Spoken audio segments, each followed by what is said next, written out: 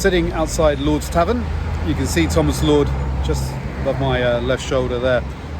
It's July 17th, 2026, and today Gary Sobers passed away at the age of 89. He would have turned 90 towards the end of this month. So Gary Sobers, the greatest ever cricketer in history. He was before my time, way before my time, but as I was getting into the sport from about 1986, his name featured prominently because he at the time was holding a record for the highest individual test score, 365.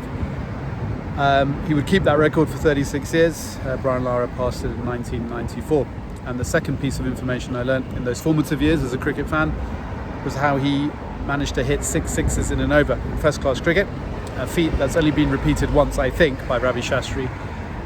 He did that in a county match against Glamorgan down in Swansea, playing for Nottinghamshire, and I've actually been to that ground, and there's a plaque commemorating that event, and the plaque is placed where the sixth ball was deposited, which was outside the ground. In terms of his statistics, I mean, where do I begin? In Test cricket, 8,000 Test runs, averaging 57, 2,600s, and 235 Test wickets at an average of 34. First class, 28,000 runs and 86 first class centuries, well over 1,000 wickets.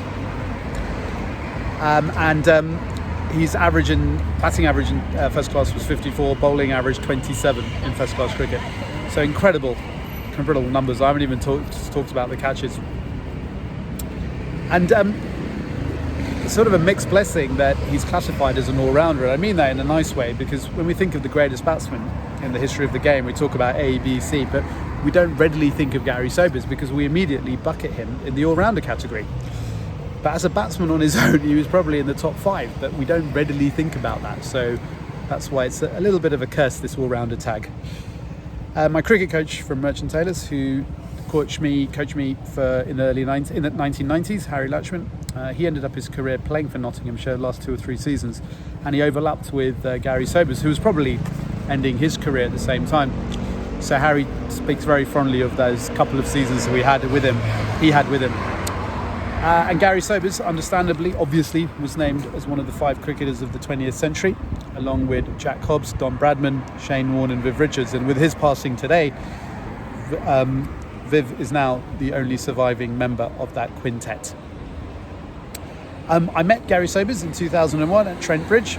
I was 22, and in my quest to get a photo with 100 Test captains, he added to that list. In fact, he was one of the earliest. He was probably number 2 or 3.